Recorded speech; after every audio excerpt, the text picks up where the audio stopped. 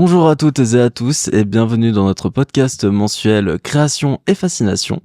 Alors aujourd'hui nous allons parler d'un sujet un peu d'actualité, nous allons notamment parler de la présence de l'IA dans les milieux créatifs. Je ne suis pas seul pour m'accompagner, je suis accompagné de mon cher acolyte Eren. Comment vas-tu Eren ? Ça va très bien et toi Max ? Je vais très très bien merci, mais également en compagnie de Lily Amami, il me semble, j'espère que j'écorche pas ton prénom. C'est ça. Et de Mokhtar également. Donc aujourd'hui, une grande question qui est posée donc concernant les milieux artistiques et les IA. Donc je sens qu'on a des arguments pour, on a des arguments contre, et on est justement là pour pouvoir débattre tous ensemble. Alors je le rappelle bien sûr évidemment que tout le monde a droit à la parole dans cette émission, et que du coup les temps de parole doivent être de parts égales en d'autres termes. Donc si quelqu'un veut se lancer dans un sujet maintenant, allez-y, la parole est libre, excusez-moi. En fait, avant tout, j'aimerais déjà mettre les points sur le i.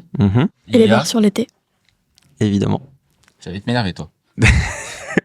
Ouais, tout le monde pisse. Vas-y, Mokhtar. Il n'y a pas de pisse. L'IA, en fait, c'est juste une formule mathématique. Tout ce que ça fait, c'est répéter ce que les humains ont déjà fait. Ok. Pour l'instant, c'est pas assez évolué pour pouvoir vraiment recopier ce que fait un humain. En fait, si, ça recopie ce que fait un humain, mais ça peut pas créer quelque chose de lui-même. Ok.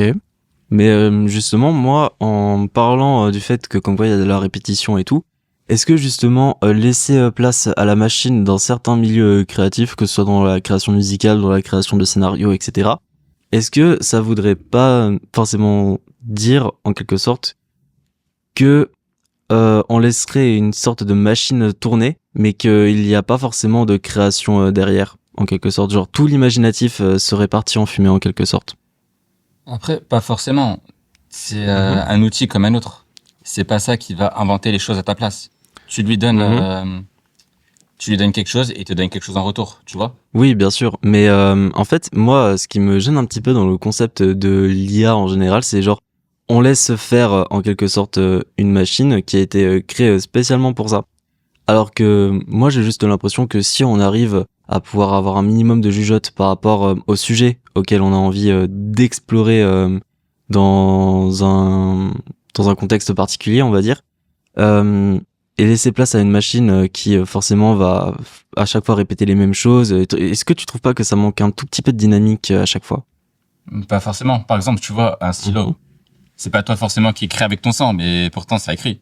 Oui, bien sûr. Mais en fait, ce que je veux dire, c'est que à force de devoir à chaque fois faire appel à une IA et que du coup on soit moins amené en quelque sorte à réfléchir par nous-mêmes, est-ce que ça va créer des duplicata à chaque fois ? C'est ça en fait mon argument en quelque sorte. Je crois justement que les IA sont faites pour ne jamais créer exactement la même chose, mais le problème c'est qu'il y a effectivement aucun sens artistique et créatif dans le robot. Il va juste faire ce qu'on lui a appris, mais pour l'instant, et je pense que ce sera jamais le cas, un robot n'est pas capable d'être créatif, d'avoir lui-même une imagination, un libre arbitre. Donc, dans les milieux créatifs, l'IA peut servir d'assistant, mais ne sera jamais un artiste, ce sera jamais le créateur de la chose. Exactement, je pense qu'on est à peu près d'accord, on a bien accordé nos violons, je pense, Lily. Mais toi, du coup, Eren, c'est quoi ton avis par rapport aux IA ? Personnellement, vu que à côté de, comme vous le savez, ces podcasts-là, je suis dans le domaine musical également.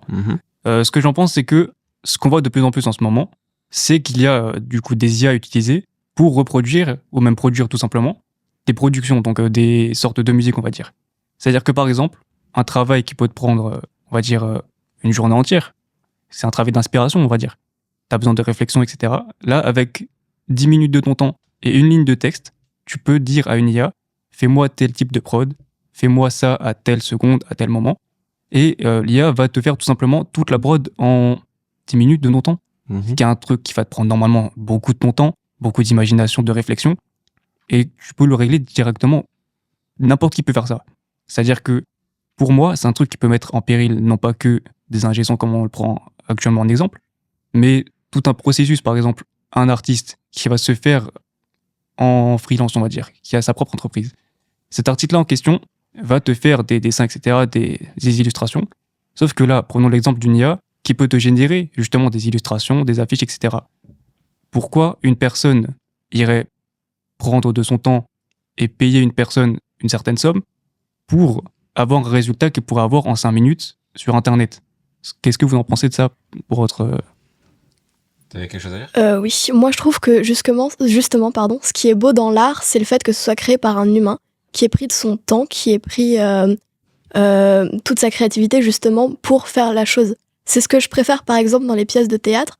Je pleure systématiquement à la fin parce que je me dis, des humains ont pris plusieurs mois de leur vie pour nous présenter quelque chose. Et c'est plus le cas avec les IA, et c'est ce qui me dérange personnellement, parce que l'art, c'est pas fait juste pour être beau, par exemple, avec les dessins, ou pour, pareil avec la musique, etc. Mais c'est fait avant tout pour qu'un humain parle à un autre humain au travers de son art. Et c'est ce qui me dérange avec les IA dans le milieu artistique. Voilà. Sur ce point-là, on est totalement d'accord, je pense. En fait, tu vois, c'est un peu le cas qu'il y avait à l'époque avec la révolution industrielle. Mm-hmm. Tu avais plusieurs métiers qui ont disparu, tu vois, avec les machines qui fabriquaient en masse. Mais en fait, derrière, tu vois, tu as d'autres métiers qui ont été créés et on promouvait toujours les travaux faits par la main. Ouais. Et c'est toujours le cas. Quelque chose fait par un homme, ça va toujours être plus innovant qu'une chose faite par une machine. Et je vois ce que tu veux dire, mais selon moi, dans un cadre où on va dire, Internet a pris une place assez massive, on va dire, un outil aussi puissant qu'une IA, mise entre les mains de n'importe qui, parce que c'est à la disposition de n'importe qui.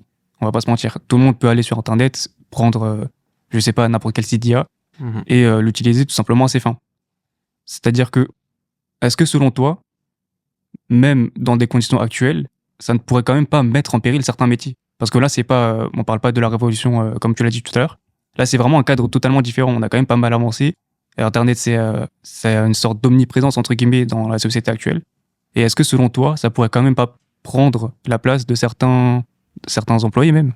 Oui, ça va prendre la place de certains employés, mais derrière, ça va en offrir encore plus d'autres, encore beaucoup plus d'offres d'emploi, tu vois. Et même, tu vois, t'as aussi plein de créateurs que je trouve ces derniers temps sur YouTube.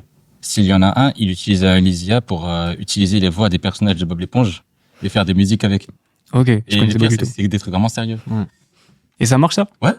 Ok, je connaissais pas du tout. Mais en fait, le truc, c'est que ça tue les métiers artistiques et ça crée plus de métiers informatiques, et c'est pas le but, je pense. C'est bien, les nouveaux emplois, etc.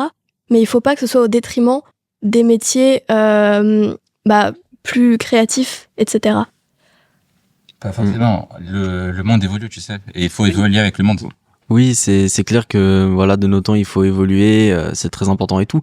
Mais est-ce que, par exemple, quelqu'un qui se met toute sa vie à l'apprentissage d'un sujet ou de n'importe quelle autre chose qui le passionne, est-ce que avoir perdu autant de temps pour au final faire quelque chose qui est à l'opposé de ce qu'il est censé faire de base, est-ce que ça serait pas un peu une tentative de régression en quelque sorte, selon toi?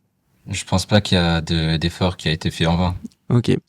Eh bien, je pense que nous pouvons conclure là-dessus. C'était un débat très passionnant. Je remercie une nouvelle fois mes invités et mon co-présentateur à mes côtés. Je vous remercie et on se dit au mois prochain pour un nouveau épisode de Création et Fascination. Merci, au revoir. Au revoir à tous.